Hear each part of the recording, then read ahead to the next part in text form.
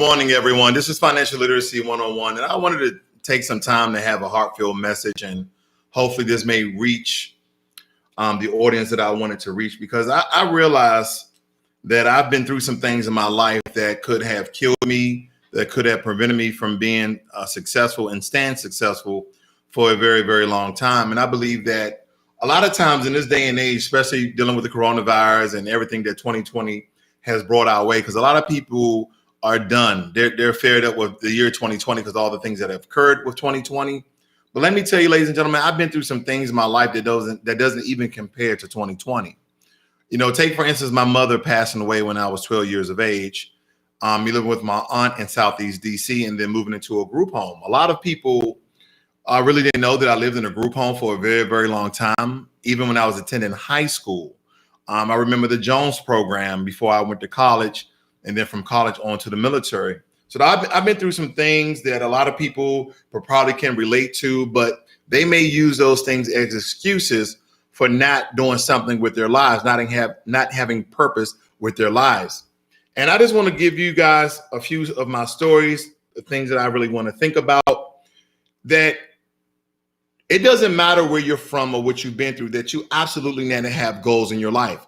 And you need to have a plan to go about those goals.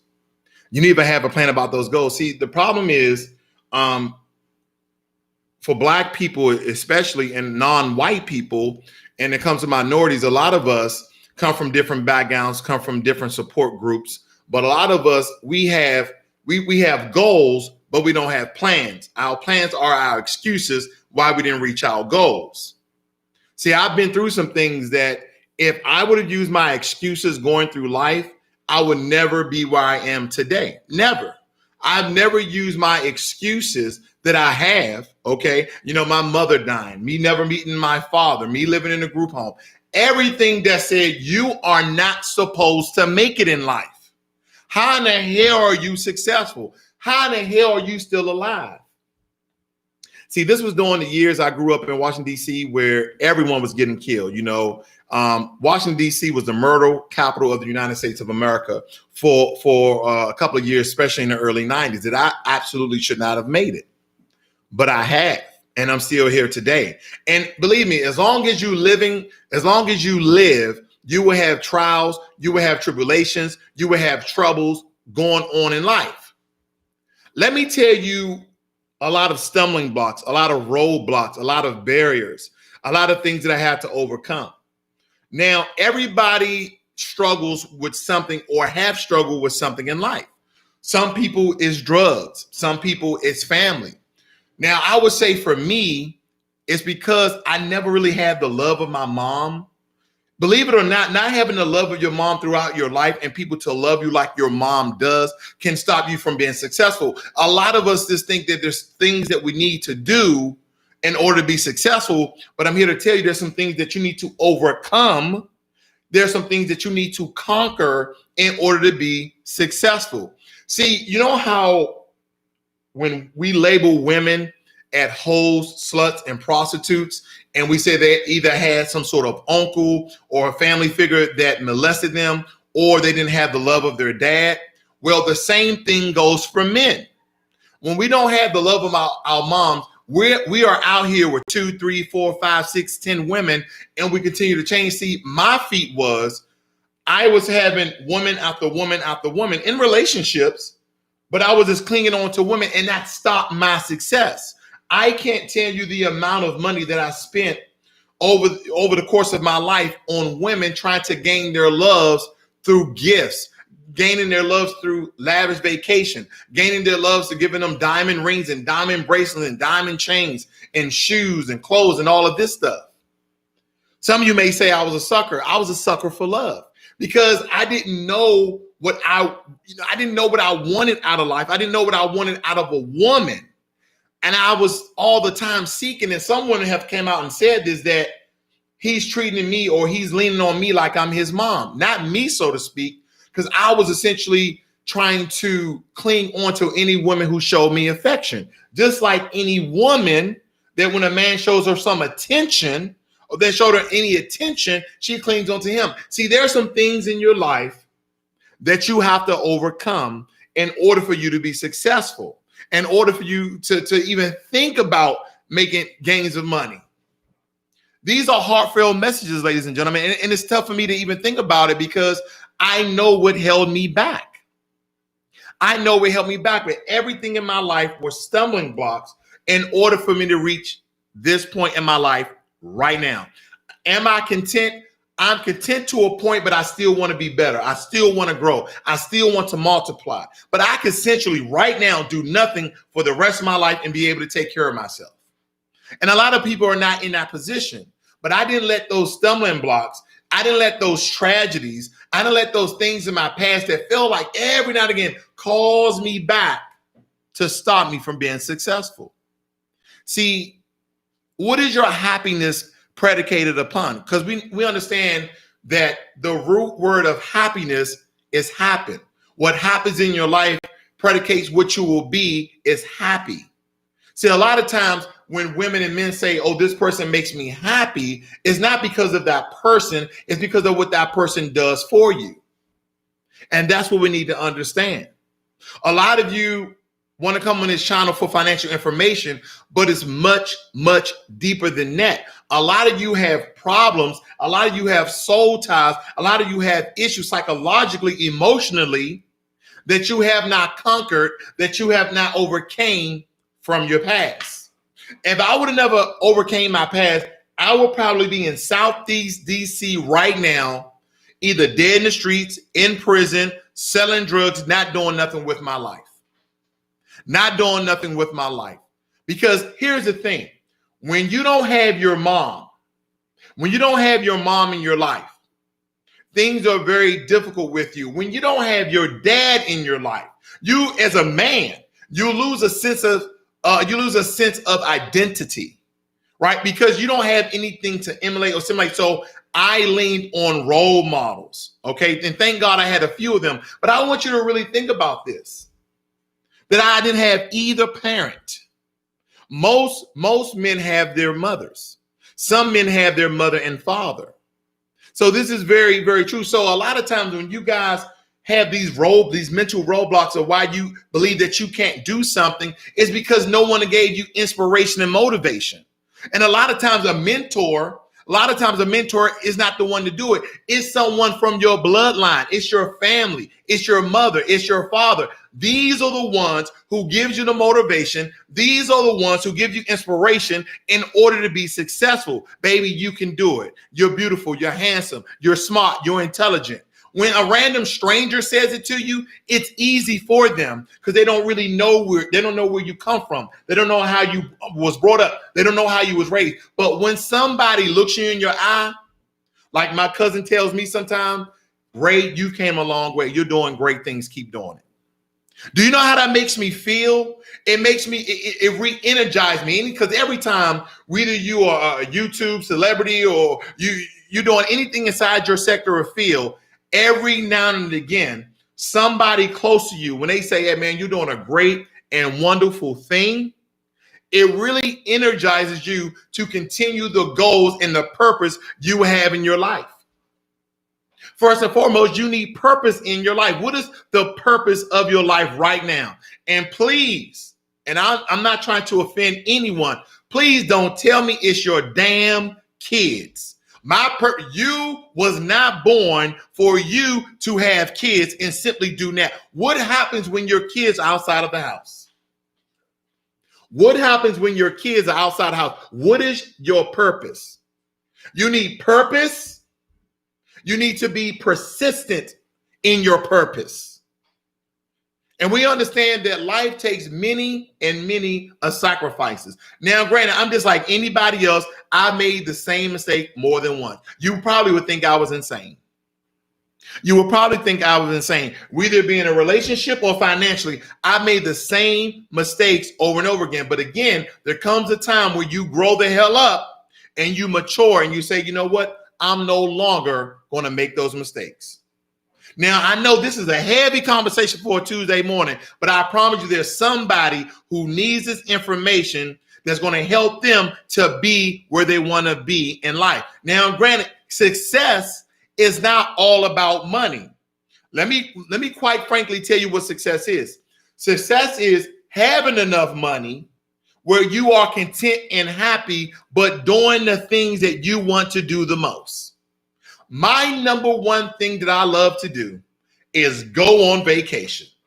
Damn it, COVID-19. But the point of mine, I love being on vacation. But in that vacation, what do I need? I do need money, right? So I need to have a purpose of my life. But I can't let my past stop me. Let me tell you,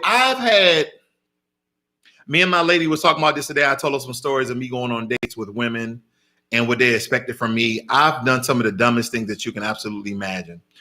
I have a soft spot in my heart for Black women. I really do. I was dating this lady. She had she probably had a 78-year-old son. And they were living in Section 8 housing. And I was doing okay for myself. And we went on a date and she never showed up. And I'm calling her. She's like, hey, I'm at the casino. This was in Washington State. So me not thinking nothing, because I come from a culture where gambling is not really a big thing. I mean, DC people gamble, but not in the casino because there's no casinos in DC. So I'm not really thinking, and plus in Washington State, they go to casinos for everything, for entertainment, to eat, etc. So she calls me up to the casino she's at, and she's gambling. I'm like, hey, we're supposed to have a date. Oh, well, I came up here, lost track of time. I'm like, you knew you was going on a date. In my mind, right? Trying to still be easy with it, trying to be cool about it. But nonetheless, we go eat, we hit it off, etc. The next 3 days, I invite her over to her home for dinner. And I saw the way they were living. They had an old school TV, and this is years after they had flat screen TV. So I went to Walmart because it was her son's birthday and bought them like a 40 or 50 inch flat screen TV. And she was happy about it. Her son was happy because now he could play his PlayStation, because he could hook up his PlayStation to our old TV. 2 days later, I went back over there and the TV was gone. And when I went over there, she was highly intoxicated. And I said, hey, where's the TV? And she just started going on a rant and a tangent and arguing. Motherfucker, you bought the TV for me and that and better. I was like, whoa, what are you talking about? Like, I'm just asking where the TV is. I pawned the TV.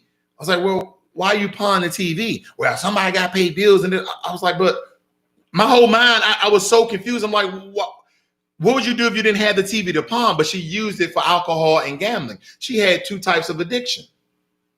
But I'm going to tell you what I should have did. And maybe a lot of you shouldn't, maybe you not agree, but I should have ran away from that situation.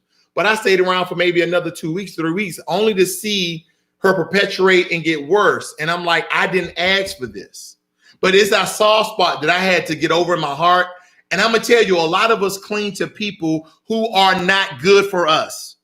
They're not good for us, but we feel like that we came in their life to help them. Anybody ever feel like I'm here to help you? There's a reason why we met. No, I'm going to tell you one thing. If you're not successful, if you're not doing well in life, then you need to do what you need to do in order to be successful. And that's cutting people off, and that's cutting people out. And I don't care who they are. I don't care if they're your best friend. I don't care if they're your family. These are the people that are closest to you that bring you down. Now, granted, I thank God that my family never brought me down. Okay, they never like, hey, I need this, hey, I need that, and put a toll on me. They never really asked me for anything. I've always been, I won't say the outcast of my family, but I was never near there, because once I left college, every 1 or 2 years I go back to DC, but I was off here, off there, going there. I've been through some things, guys. And what you need to understand, that success is more than just investing. Success is just more than buying property. Success is just more than saving a lot of your money. Success is overcoming your past. Success is going through trials and tribulation and getting through them. See, financial literacy don't exist. This channel does not exists just to give you financial information. And if you look at some of my videos, I do motivational inspiration, but I like to give you the information that's according to my life, because how in the hell can I lead people to financial freedom if I've never been through anything? If I was born with a spoon in my mouth? I remember me and my mom, we lived with another family in a 2-bedroom apartment. It was me, my mom, her son, her boyfriend, and I forgot what else. But we were homeless up until that point. So she took us in. This is when my mother worked for McDonald's. A lot of you probably heard me talk about this before. So at first, and this is a true story. This is a true story. And this may save somebody's life. So first and foremost, me and this young kid, we're about the same age. We were sleeping in the bed, right? We were sleeping in bed together. We were young kids. I remember this because these are traumatic things that occurred that a lot of us don't like to talk about, but I'm going to talk about it today. I'm going to get this all out. Now, believe me, I'm free from it. I am free. There's nothing that has bothered me today. I'm doing well, but I believe that this information may help somebody. So we're sleeping in bed, head to toe, whatever. So I wake up because the light is on. So I want to say, like, here's my mic right here. About this close to me, I'm laying down, and this kid my age has his dick out, and he's talking about suck it, right? So I wake up, I ran into my room, and I told my mom, I said, hey, he's talking about this, that, and the other. So my mom wakes up his mom, and they get into an argument. My son ain't gay. My son ain't this. So from that point on, I start sleeping on the couch. Okay. So my mom, she worked a night shift at McDonald's. So about 3 or 4 nights straight, I sleep with my mouth open. This is me sleep. So I'm on the couch, sleeping with my mouth open, but I'm sitting up, right? And the lady that and her boyfriend are in the living room. So I wake up like my mouth is burning up and hot. So when I was asleep, they were putting hot sauce and Tabasco in my mouth. So yeah, these are very traumatic things for a child, right? These are very traumatic things for a child. But how did I overcome that? How did I overcome those things? I've been in therapy. In my lifetime, I've had 3 therapists, and the longest that I have therapy in is 5 years. So success is not gaining knowledge and information. It's not. It's overcoming your past, because I have been through some things. I remember when my uncle's girlfriend shot him. My Uncle John's girlfriend shot him, and he was coming up the street yelling out. Now, he was high on heroin or cocaine, but he was bleeding profusely. He came inside of the apartment, and he had blood all over the wall. And here I am, a child, watching these graphic images, okay? Watching these graphic images. And he was bleeding, and those things were very, very traumatizing. I remember living in a bad neighborhood in Southeast DC where I literally came out the building walking over a dead body. Not thinking that the gunshots that I heard was right there in the neighborhood, that somebody just got shot 15 minutes ago. Success is more than just gaining knowledge. You have to overcome your past. You have to overcome your past. Now, in the military, that was a whole nother thing. When I went to the military and I was deployed twice, the things that I've seen has nothing to do. My past prepared me for the military, unfortunately. And here's the thing, ladies and gentlemen, if you got some things in your past, if you got issues in your life, then you may need a little bit of help, because you're wondering why you have these mental roadblocks. Success is not about money and status. It's about overcoming your fears, your past, and your current barriers in your life. My first therapist, I remember his name is Dr. Sanders. I know he was a brown-skinned black dude with a beard. That's all I remember about him. I was really young. This is right after my mother died. And I was getting into a lot of fights, because back in the day, your mama this, your mama so fat, your mama so fat, she used a VCR as a beeper. Remember all that? Your mother so short, she can swing her legs sitting on the curb. Stupid stuff like that. But I was getting into fights because of those jokes. Because when my mother died, when they told me my mother died on Christmas, okay? My birthday is November 18th, okay? My birthday is November 18th. That year I turned 12 and my mother died on Christmas. And I was told on Christmas that my mother died. And when they told me, I did not cry. I was trying to be a man. I was 12 years of age, but I was like, he's like, your mother died today. I was like, oh, okay. They're like, it's okay to cry. Like, why am I crying? I didn't understand. As a 12-year-old child, I could, like, she's never coming back. So some kids are cry. I took on those emotions. I took on those feelings and I became violent. I was just starting fights for no reason. But how did I come over there? I had to get help. I had to mature. I had to grow. I had to get mentors. Everybody needs a mentor. I don't care where you are in life. Everybody needs a mentor. Everybody needs someone in their life to mentor. I have a group of gentlemen. Okay. I have a group of gentlemen. Most of them are in Washington. There's one here in Houston, Texas that I talk to on a regular, and they're my mentors.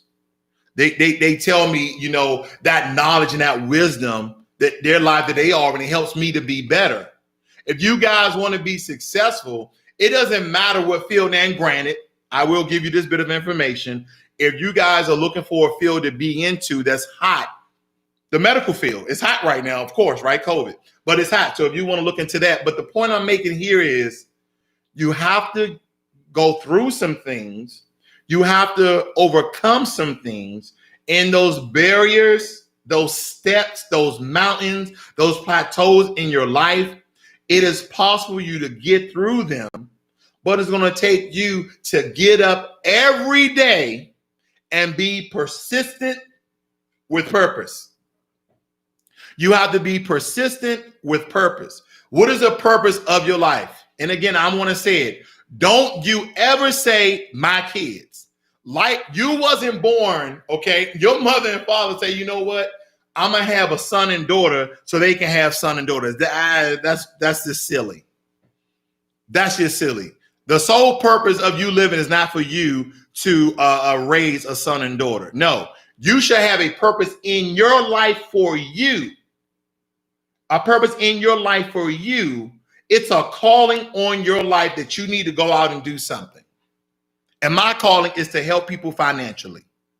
My calling is to inspire people financially. But in order to work to that point, I have to let them know the trials and tribulations that I've been through, to let them know this shit ain't easy. It ain't easy. And it's a continued grind each and every day. You have to have some guts. You have to have some guts to get up every day, no matter all the pains that I endured in the military. Because I get up in pain every day, but I still take my fat ass to the gym. No excuses there. Okay. So instead of having excuses, how about you make a plan? How about you make a plan? How about you make a contingency plan? See, some people go and say, well, I'm not going to make a contingency plan because then I'm planning to fail. Well, I can see how that can be for some people, but you're like, well, shit, if this don't work out, I'm going to do this. Now, that's just my military mind working. Like, I'm not going to just have one plan. I'm going to have my main plan. I'm going to have two contingencies because you just never know.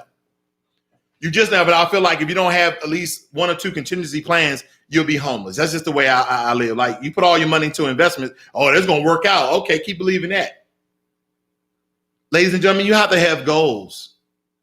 You have to have goals. This is why this channel exists. To inspire people. Now, I will say this for my non-foundational Black Americans that listen to me. I'm a Black man. I'm a Black man, and I love to inspire Black people because we are the most disenfranchised and marginalized group. That throughout the course of America, politics have divided us from empowerment. See, a lot of the civil rights and the old school Black people who are our grandfathers and grandmothers, they would like to say, they want equal justice. I want empowerment. And when people talk about reparations, everybody who's non-Black get mad, and also your coons get mad too. But when people talk about reparations, some people may think reparations are just handouts. No. It's not just about the money. Even with reparations, it's not about the money. It's about resources. It's about opportunity. It's about tangibles. And now I'm not going to get into the whole voting thing because I know a lot of you are steadfast and you are buck open about going voting for whatever political party you're voting for. Well, let me tell you this. I keep hearing these terminologies put out. And this is the growth and maturity of me going through everything that I've been through and growing up to the man I am today. And I hope I continue to grow.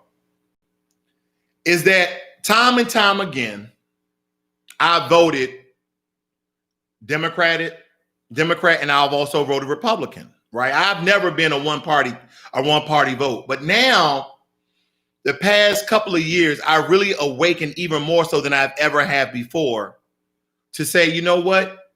No matter if I voted or not, nothing has changed for Black people. Nothing. And our power, believe it or not, is in us voting or not voting. That's our power. See, we don't have any power politically. We don't have any power economically. We don't have any power, but when it comes to our vote, we can start to change the pendulum.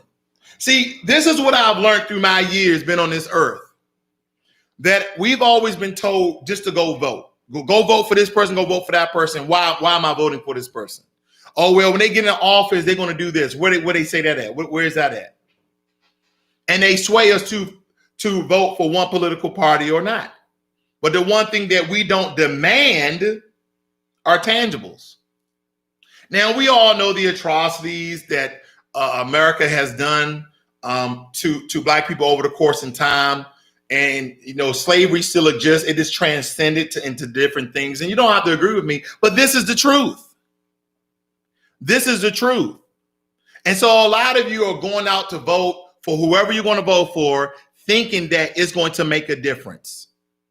Well, I go against all the NBA players that say go vote. I go against everybody on TV say go and vote, because voting for Black people has done nothing for us systematically. Systematically, nothing has voted. When that Black reporter, I guess he was on MSNBC, asked Kamala Harris about do you support reparations? She laughed. She giggled. She said, no, I'm not specifically going to give reparations to Black people. That's what she did. Ladies and gentlemen, I've been through some things that have transformed my mind into being not only a smarter person, not only a more intelligent person, but a conscious person. I used to be brainwashed to think that somehow voting for a candidate was going to help me without demanding anything else. While other groups, other ethnic groups, other minorities demand something of the candidate they're supporting, and they get absolutely that. I remember that a lot of people don't know this about me, and I'm gonna go back to my childhood, is that I sold drugs one time. I was a drug dealer one time. And let me tell you the reason why I didn't continue to sell drugs. I remember I had an eighth of weed, and I bagged that up into 20 bags, right? And I'm on the corner in a neighborhood in DC called CHB. Those guys know who I'm talking about. And I was real close friends with the quarterback. We still talk today, really good friend of mine's. But he wasn't involved in that. So I'm not gonna say his name or anything like that. But I went out there and I had 20 bags of weed, and I'm on the block trying to sell this weed. So a car pulls up. He say, hey man, that's one of my regulars. You go ahead and, buy us some weed. Now, granted, majority of the football team was CHB, but the group that I was with, they wasn't playing football. There was this other part of CHB that didn't play football in Cardozo Senior High School.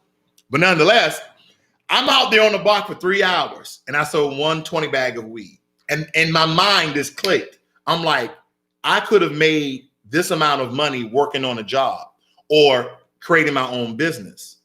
You get what I'm trying to say? Because I remember, again, if you heard any of my stories, when I was 10, 11, 12, 13, 14, I used to go to rich white neighborhoods and shovel snow, rake leaves, take out the trash, do stuff around the yard. And I was making money that way, especially after I came up with a business plan. And so selling drugs didn't make sense to me. First of all, I was scared.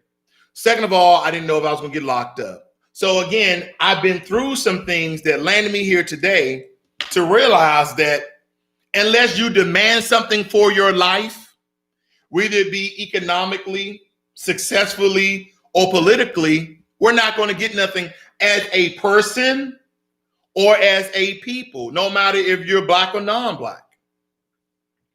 That's what we need to understand. And I believe that if you guys are going out talking to all these people who don't look like you or who don't relate to you and understand where you come from, then you're wasting your damn time. See, some of the stuff that I shared with you today, you guys absolutely understand me not having a father in my home. You absolutely understand my mom dying from lupus at the age of 12. A lot of you can relate to that some way, somehow. And growing up in Washington, D.C. during the time that I did was very, very dangerous. Just like any neighborhood in L.A., Detroit, Dallas, whatever, there's some neighborhoods you just couldn't walk through if you didn't know the people there. You'd get your ass jumped, killed, or worse. They wouldn't even find you. So, ladies and gentlemen, success is just not financial information. Success is just not reading really good ass books about, powernomics, and it's a journey. It's not a destination. Some of you believe that if you track along and you're like, boom, I'm successful, then you stop.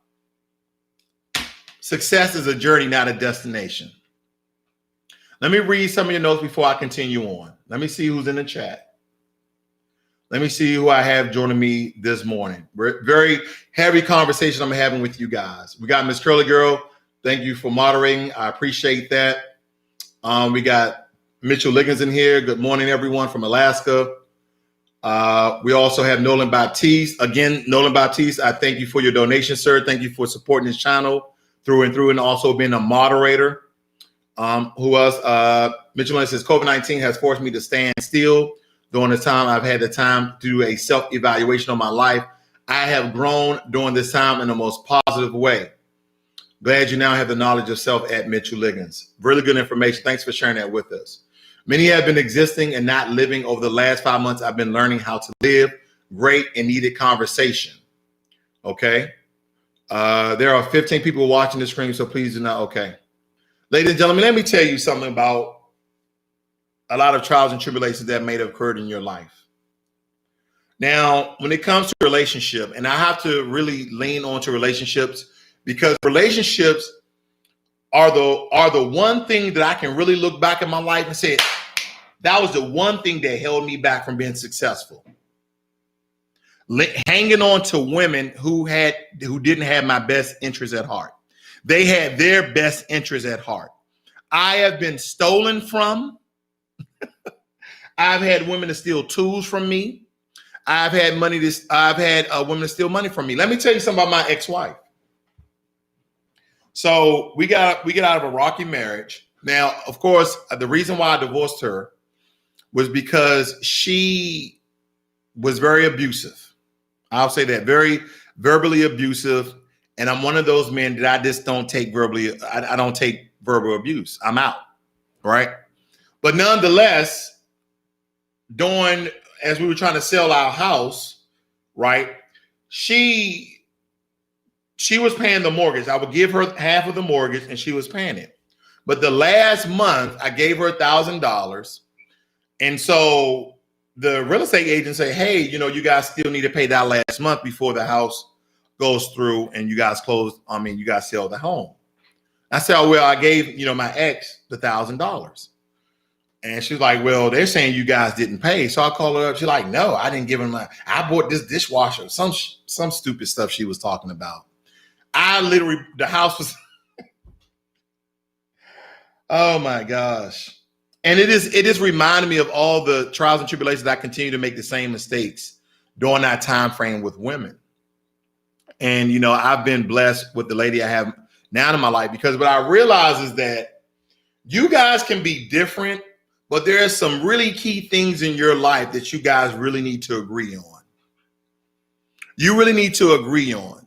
And let me tell you something, and I hope I don't lose no viewers from this. I hope a lot of you don't unsubscribe when I say this, but I'm gonna be absolutely real with you guys. And it's probably not even for this channel, but fuck it. I realized long time ago, my buddy said this. One of my white buddies said this. He said, "Hey man, would you ever date a white girl?" I said, "Yeah." I said, "Yeah, I've dated a white girl in college." He said, "Oh, okay." He said, "Would you ever marry a white woman?" I said, "No." He said, "Why?" I said, "We don't relate. We don't have any identity together." See, what happens and a lot of you may disagree with this, but I'm okay. I'm still friends with people who dating outside of their race, which is perfectly fine. Whatever's for you is for you. But let me tell you this. I realize as a black man, when I'm talking to a white woman or a white man, they don't understand first of all, what I go through as a black man in America, and is what we as a people go through. And this is also trials and tribulations in your life, especially if you are interracial relationship or interracial marriage. And it doesn't matter if it's black, white, Asian, Hispanic. I heard this today that sometimes what happens is when we date outside of our race, we tend to try to make that other person black. We try to project those things that we're going through or our race is going through on them. And that's very, very harsh. So I don't really care. See, my thing is I don't care who you date. I'm just giving you my truth, because that could be a hindrance in your life of success, because now your projections, your ideal and your identity is no longer black. Their identity is probably no longer white or no longer Hispanic, no longer Asian. But this is my thing. A lot of people believe in, integration. Now, integration with business, sure. But again, I don't want to lose no viewers, but at the same time, I have to speak the truth, because you guys are trying to be successful. You guys are trying to have financial freedom, but you may have somebody in your life, and this has nothing to do with the race when I say this, that is absolutely holding you back, because a lot of my relationships have held me back. First and foremost, identity. What do I identify as? What does my mate identify as? First and foremost. Then what are their goals compared to what are my goals? What are the goals? Like, let me take this from a male perspective. What if I'm with a female and her goals is to get every purse that she can absolutely buy? Does that go with my goals? Hell no. I'm trying to build an empire. You're trying to take the legs off the empire. You're trying to be homeless. You get what I'm trying to say?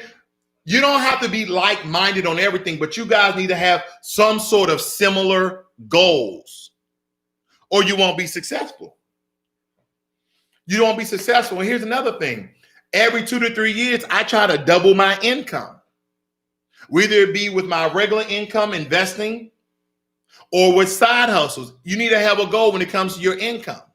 See, we're always looking for to work for the next big paycheck. I'm telling you, you have the ability, you have the skills, you have the intelligence of creating your own paycheck. But you have to get up and grind every day. But there are some things that you guys need to be parallel with. And I know for me, my stumbling blocks through life was always in my relationships.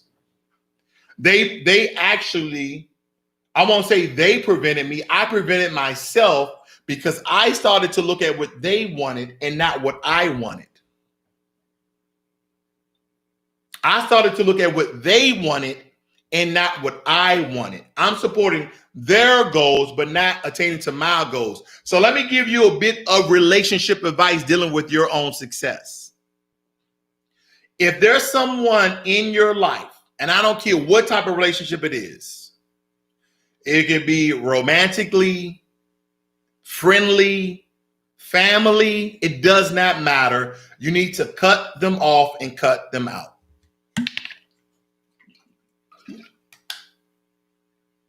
You need to cut them off and cut them out, because there's a hindrance in your success.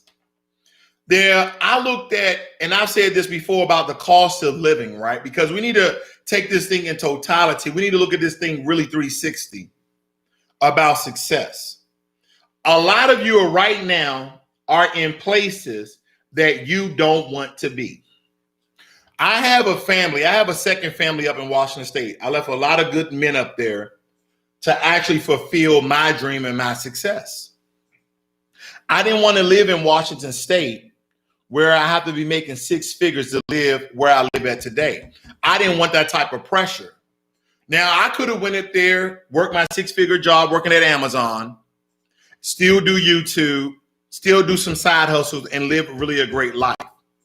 But there are some other things and goals that I had on my table that I at least wanted to try, right? I at least wanted to try. Could I have bought property up in Washington State? Sure, I could. Probably a half a house. But the cost of living is high.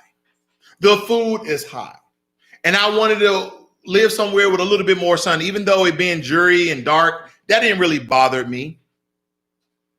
But I wanted to move somewhere that I could do all those things and not work anymore, really. See, that was the key. I wanted to move somewhere that I can live off the retirement that I built for myself and not do all these extracurricular activities so I can do things at my own time and my own pace. Now, granted, I love money to the point where I can go on vacation because I told you the number one thing I love to do is vacation. You know, I'm not a huge drinker. I have a drink every now and again. I don't really do too much anything, but I love being on vacation. I just love the sea breeze in my hair or my scalp. But these are some of the things I love. And guess what, ladies and gentlemen, in order for you to be where I am today, a lot of you have to make a lot of difficult decisions. Some of you are living in cities and states and towns and countries that you don't want to live in. You're there because of somebody else. See, I have a friend who lives up in Virginia. I won't say his name. His wife might be watching. But he told me the other day, he said, yeah, man, here in a couple of years or so, I want to move to Panama. I'm like, why you want to move to Panama? I'm like, man, the money that I saved in my retirement, this, that, and the other, I can live a great life in Panama and it doesn't cost me that much money. And it's still a U.S. territory, so I keep my passport, my citizenship, etc. I said, well, what about your wife? She's talking about she ain't coming. I said, so you definitely going to stay with your wife? He said, nah, man. Now, that's harsh, but that's the honest to God's truth. So again, there's a vetting, there's a questionnaire that you need to give your significant other and be like, hey, listen, are you okay in the next 5, 10, 15 years moving to Panama, moving to Cuba, moving to Africa, moving to Caribbean? Are you okay with that? Because there's a lot of men and women who don't want to leave their family. They want to be right here in a country of white supremacy, okay? In the country of white supremacy. And I'm just going to give you a quick little tidbit. White supremacy doesn't mean that all white people are racist, okay? Because all white people are not racist. But white supremacy is of those, okay, of those who think that the white race is supreme above all other races. That's just a very vague answer. So again, we live in a system of white supremacy. There's some people who rather live in other countries. There's some other people who would rather stay here in a state that they want to live in that you may not want to even live in. That is hurting you from being successful. That is hurting you from being the absolute thing you want to be: happy, having joy. These are the things. And believe me, ladies and gentlemen, I'm just giving you my testimony through life that I've been through, that I've always let somebody else lead me instead of me leading myself and say, hey, these are the things that I want to do with my life. This is where I may want to move. This is what I want to do. What about you? Are you open for that? We don't do that, do we? We don't do that. This is what we do. We go on a couple of dates. We're fond of that person. We like that person. We go to Cheesecake Factory, go to a carnival, we go to a show, we go to a play. Slowly but surely, we fall in love with that person. But guess what the one thing we didn't do? Guess the one thing we didn't do? We didn't ask them their future goals. What are your goals? Like, what's your 3-year goals, right? We asked some grade A school question. No. You need to be very explicit. You need to be very detailed about what that person wants in life compared to what you want in life, or you will never be successful. I'm telling you, a lot of reasons why men and women are not successful is because of the men and women in their lives. Because a lot of times those men and women can be anchors, okay? Be anchors, not supports, Not supporting you if you fall, not supporting it if you fail, not someone who's going to motivate you, not someone who's going to inspire you to keep trying, to keep pushing, to keep grinding. You're going to have some people in your corner. I told you it wasn't going to work out. I told you. See, babe, you don't know, listen to me, But sometimes you have to do what you need to do in order to learn the lesson. See, you can give somebody advice, but don't beat them up. Say, I don't think really that's a good idea, but I support you. As long as it's not nothing illegal yeah. But the point I'm making is we have some people in our lives that are anchors. And you know what the problem is with that? These are the people we love. These are the people that we care for. These are the people that we will give one of our lungs, one of our kidneys to. But I'm telling you right now, ladies and gentlemen, in order for you to be successful in the things that I've been through in my life, you have to cut those people off. You have to cut those people off because there's things in your life that you absolutely want to do. I know a lot of you want to be happy. I know a lot of you want to have joy, but I can tell you right now, right here, that if you don't cut people out your life that's bringing you down, you're going to be right where they are, unhappy and miserable. I talk to people, aimlessly through my course of my life, and people are so darn closed-minded. They believe that this is it. They believe that the city, the town they live in and what they're doing in their life, they believe this is it. When this guy, a black gentleman, lives in Dallas. He delivered something to my home. And out of the blue, I just asked him, I said, man, you ever thought about moving to Africa? And he basically shut down the whole narrative. I just, having to think, I was like, oh, man, this, I got this going on right here, man. I said, you're a truck driver in Texas. Well, I got a daughter. I was like, well, he seems to be in his early 50s. I said, well, how old is your daughter? He's like, well, 23, 24, but I support them. I like, is she ill of some sort? Nah, man, I'm just like, you see what I'm getting at, family? It's not just your family, but it's your family. It's your kids. It's your mother and father. This may be way over your head. Some of you I'm losing right now because you're like, no, that's my mom. That's my dad. That's my this. That's my dad. And the reason why, Ross, you feel that way is because you never had your mother and father. I'm going to speak to myself on this one.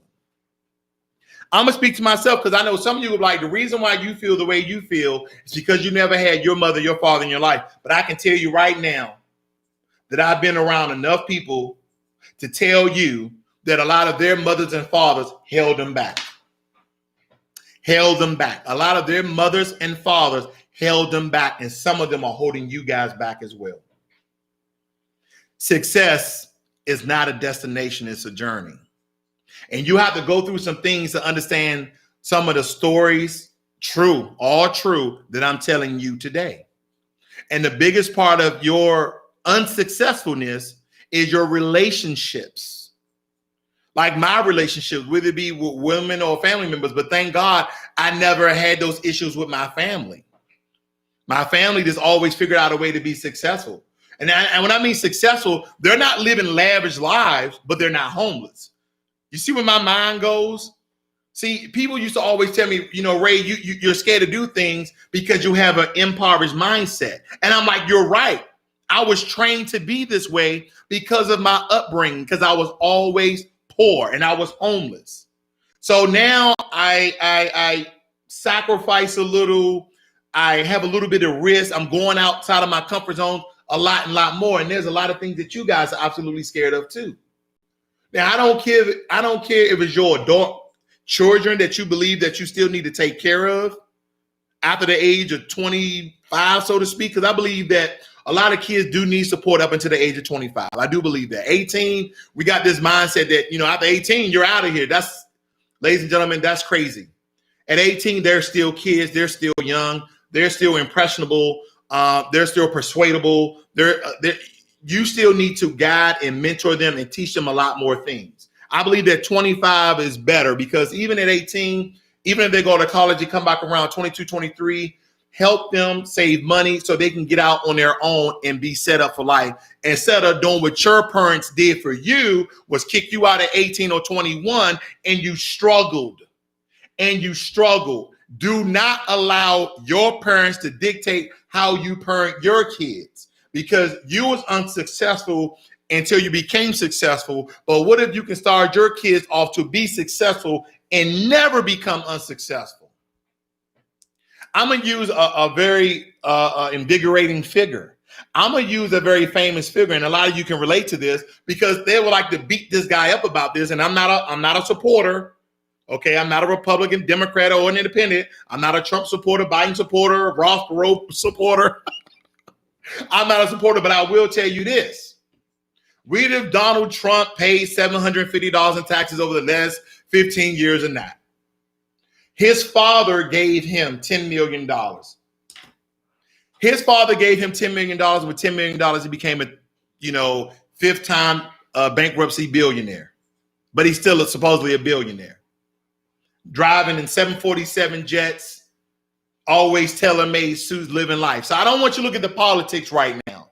Okay? Look at the lifestyle. But I'm telling you what his parents did. What his dad did. He put him in a better position than he would if he said, I want you to struggle just like me. That's the stupidity that we go through, people. That is the stupidity that we go through, that because I struggled, that I shall allow my kids to struggle too. That is stupid. Allow your kids to build while they live with you. Teach them. Mentor them. Now, granted, some of them can just be way too much and you got to let them go. I understand that too. You don't want no grown behavioral problem inside your home. Okay? They respect your home. They respect you. But there's a lot of relationships in our lives that actually hold us back. They'll hold us back. See, a lot of you will like to stay where you are because your mom is elderly. Your dad is elderly. And believe me, ladies and gentlemen, this I understand. But what you're telling me is you cannot move, you cannot grow, you cannot evolve until your mom and dad dies. That doesn't make any sense. Let me tell you right now, rich people don't think like that, because rich people understand that there's planes, trains, and automobiles. That there's planes, trains, and automobiles that you can go visit and spend time with your significant other. Whether it be your kids or your parents, your family, and your friends. Because I understand the things that I've been through, the things that held me back was different relationships in my life. Now, unfortunately, I can really just narrow down the relationships in my life were mostly romantic. Or in a romantic sort of way. Now, some people say, I don't have any regrets. I do have one regret. I will admit. I wish I would have spent more time with my son, because the military really took me away from his life, and I couldn't always get to the point where I could see him all the time and be a more relevant father and mentor to my own son. The military took that away from me because me and his mom wasn't together. So, ladies and gentlemen, I hope that this dialogue between us two, I'm going to read some of your notes here before I get out of here, have hopefully gave you some insight that it's not all about knowledge and wisdom about money. It's about the trials and tribulations that you have to overcome and the relationships in your life that's really holding you back. Because some of you may not want to live in America no more. Some of you may don't want to live in Boston or Washington or South Dakota. You may want to move down to Louisiana, Texas, Florida, Georgia, and live a better life with the money you have now. Some of you may want to live in the Caribbean, South America. Live for your own happiness. All right. Ashley Hawkins says, I'm leaving this country. Ashley, where are you going? Let us know. She sent Miss Curly Girl said, oh my God, he's leaving his wife. Mitchell Liggins says, cutting people out of my life was the biggest part of my self-evaluation. This is the most difficult thing to do, but the most important part of growth. Are you an asset of liability in my life? Ms. Colliger says, I'm looking other countries to retire like Belize or Ghana. Me too. I'm going to tell you the countries that we're looking at. We're looking at Ghana. We're looking at Ghana, Rwanda, Botswana, Kenya, Uganda, and Tanzania. Those are the countries that we're looking at. Ashley Hawkins says Hawaii, maybe a beach house. Ashley Hawkins, 27, still thinking my passport is coming soon. Get your passport. Traveling, then I figure. Okay. Okay, what else do we have here? Ms. Curlicker said you can apply for the temporary citizenship in Barbados. Great. Barbados is a great place with a black government. I see black people want to go to black places. I encourage you guys to do that. Go to a country, and I don't care what race you are that's looking at this live cast here. Go to a country that emulates you. I'm not against that. Black people going to black countries, 2 thumbs up. White people going to white countries, 2 thumbs up. Hispanic people going to Hispanic countries, 2 thumbs up. Go where people look like you, because this system right here, people think America's all great. Yeah, you can make good money here, but for some of us who look a certain way, maybe your death sentence. Keep on. Keep on letting people hold you back from your dreams. Ashley Hawkins says, living with my mom, she wouldn't help me at all with my credit, college, or getting a car. Now, Ashley, we'll have to talk about that, okay? We'll have to talk about that. I have a different perspective when it comes to car and college, okay? Doing it on your own and not knowing where to start can hold you back. That is very true. That is very true. Jay Lovett said, talk that good stuff, Ross. What's going on, sister? Nolan Baptiste. All right. Jay Lovett also says, let's see here. Did I skip one? World Profiteer said, you're lucky I came in here late. I'll see you next time. And Jay Lovett T says, family can be a big financial liability also in the black community, especially. And that's because we lack knowledge, we lack wisdom, we lack inspiration. We also lack empowerment. We also lack empowerment. Okay. Hold on for 1 second. Hold on for 1 second.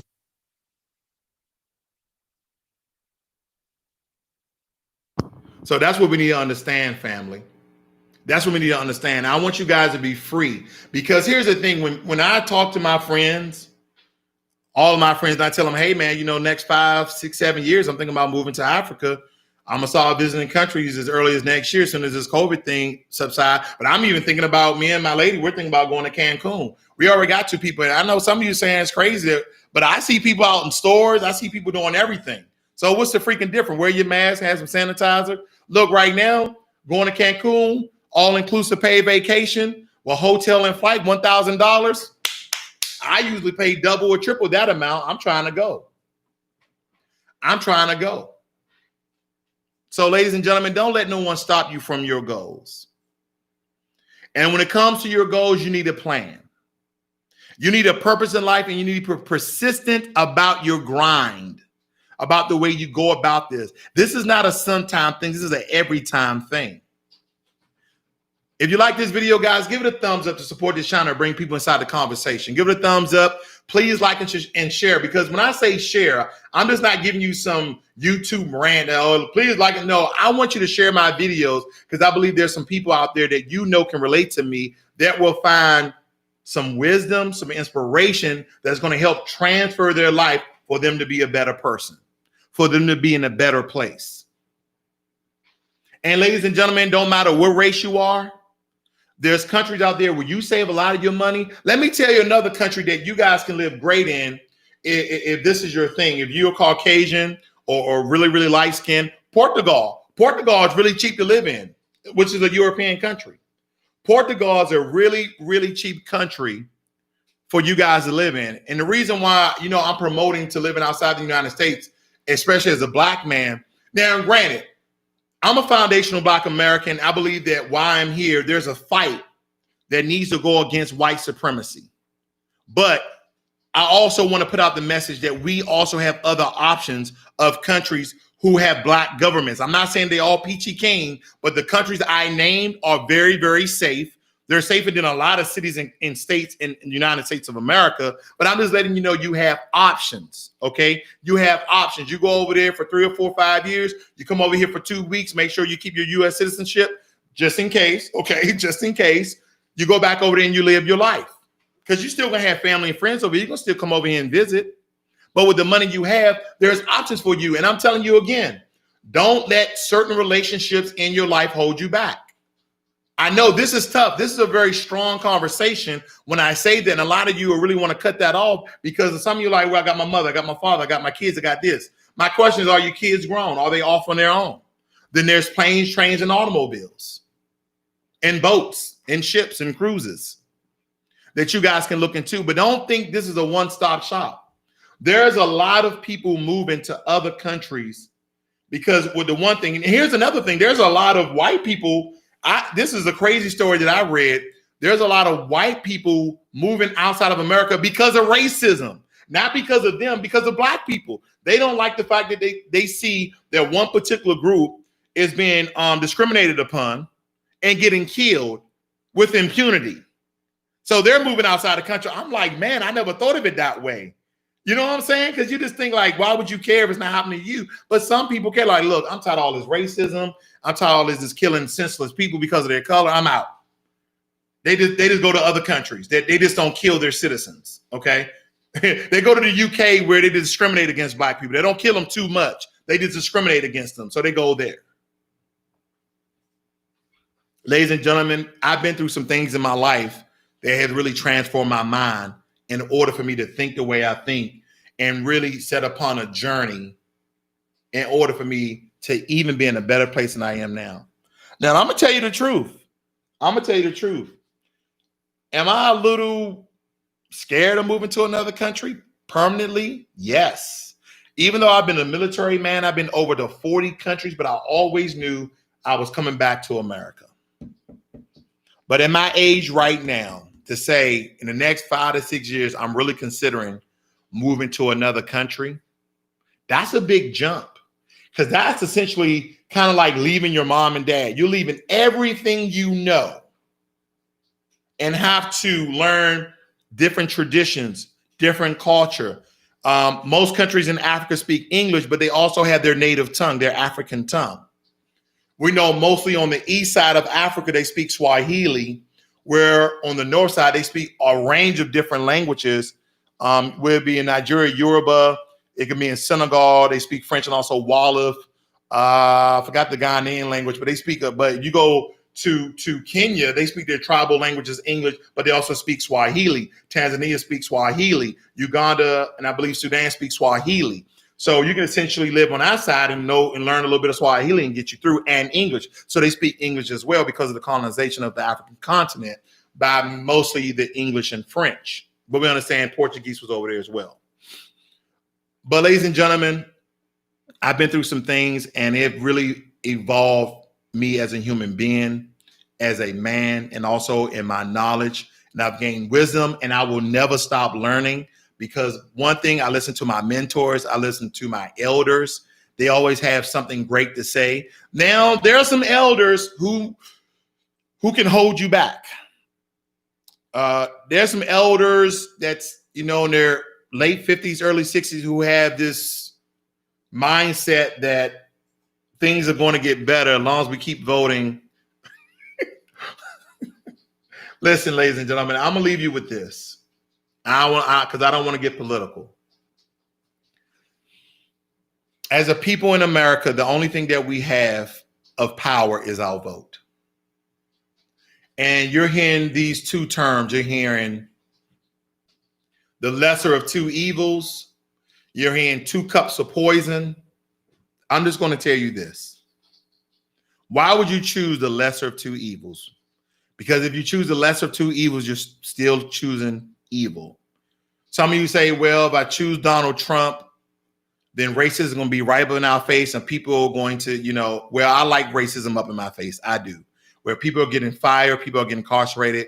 Well, if Biden, racism become covert, because racism is still going to be here, okay? Oh, it comes covert in the country. Listen, it's been here before Donald Trump. It will be here after Donald Trump. And when you look into each candidate, we could talk about the 1994 crime bill. We could talk about what Donald Trump said about not renting the black. We could talk about all these racist things that they have done over their term. But at the end of the day, you know what it boils down to? What have they done to empower black people who have been marginalized, disenfranchised, discriminated upon due to the system of white supremacy in this country? That's the only question that you need. And some of the older people I've noticed, they like, we just need to vote because if we don't vote, we don't have a voice. Okay, what is your voice going to get you? What are you going to get for your vote? What are you going to get for your vote? That is the question. We voted for Obama, and Obama didn't give black people nothing, but he gave Jews reparations. Didn't he? Look that up. I want you guys to go out and look when Obama gave Holocaust survivors 12 million. They gave them reparations. Look up the land he gave to a Native American tribe in Utah, 1.3 million acres, reparations. But we've never gotten anything in the society, family, systematically for black people. Never. Certain groups, the black bootlicks, the black boule and all them, they got some stuff. The 1% of the wealthy and wretched black people to keep the rest of the black people down, they got something. But systematically, black people have gotten jack and shit. So again, I don't want to be too political, but I want you to ask yourself one thing. I voted before and now I'm voting again. What did I get last time? That is specifically for black people, because some people say Obamacare, he gave that to everybody. But I want you to look at all the groups, ethnic groups that got money, resources, and tangibles from the Republicans and Democrats and say, wait a minute, I didn't know he gave the Holocaust survivors 12 million. I didn't know they did this. I didn't know during the Japanese internment, they gave them $20,000 checks. I didn't know these things. I didn't know that the 1956 Highway Act transformed into redlining transformed into gentrification to get black people out of urban neighborhoods and put them in the slums of the suburbs. So the white rich elite and the 1% bootlicks can go inside the cities and take it back and increase property value and make money off their property. I don't want to be too political, but these are the things that I've been through to understand the world that we live in that's really changing my mind about a lot of things. And you don't have to agree with me. And the one thing I want to leave you with, family, other than if you like this video, give it a thumbs up, is I'm not telling you not to vote. I want to make that very, very clear, because when I get on this rant, when I get on this talking point, people say, you don't want to, you're telling people not to vote. That's not true. I'm telling you, if this was a vote, it's kind of like a trade. I want you just to hold the vote. And when the candidates say, I will do this, and here is the plan, and this is how I go about it, and if they don't vote it in, I'm going to do an executive order, then you vote. Empowerment, tangible reparations. That is all. And ladies and gentlemen, thank you for staying with me this long. That is my time for today. Hopefully I gave you guys some insight, some information, especially a lot of heartfelt stories that I let you guys know about, just for you guys to relate and become free. Because I've been through some things in order for me to be here today. Because in order to have financial peace and financial freedom, it has nothing to do with all the information about finances that I know. It's really about the trials that I've overcame, the tribulations that I've been through, the barriers that I knocked down in my life, the hurdles that I've been over, the mountains that I've climbed, the valleys. Success is not a destination. It's a journey. It never stops. I'm going to read some of your notes and I'm going to get out of here, ladies and gentlemen. See a lot of people talking in the chat. That's good. Okay. Mitch says, don't let nobody with no life ruin yours. I love that. 30 plus and counting says, that's what helps other cultures. Their parents support them until they get on their feet. Well into their 20s. You are absolutely right. A lot of Indians and a lot of Asians do that. Okay. Even though Indians are considered Asians, but I want to respect them a little bit more than that. Ashley Hawkins says, living with my mom. She wouldn't help me at all with, okay, I read that already. Let's see here. 30+ and counting. Ross, I'm with you today. Thank you. Thank you. I appreciate that. Beautiful black sister. Ashley Hawkins says, I'm going. Getting back to nature saves a lot. Miss Curly Girl says, we respect freedom of speak, but be respectful with your comments. Yeah, that's just the war profiteer. He's my troll, Miss Curly Girl. He's my #1 troll. Ashley Hawkins says, we have to have a nationality. Trinice Edwards said, you speak the truth speaking. Well, thank you very much. I appreciate that. Miss Curly says, a great live. Nolan Baptiste says, yes, Mr. Ross, saying things and doing things are both different. Things you said them perfectly. Well, thank you.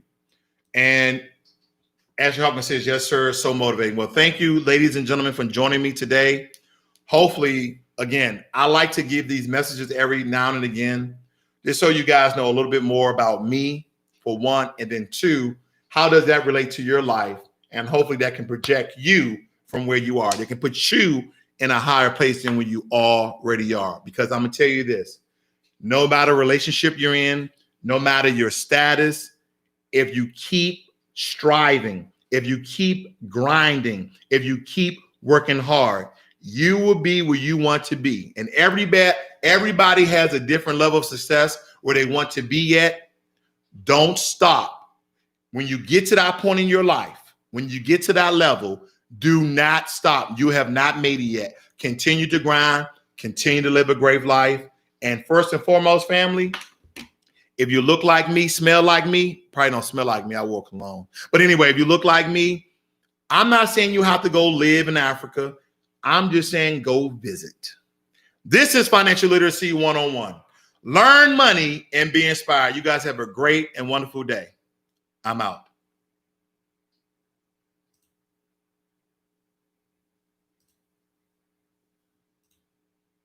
I was supposed to hit this end stream button.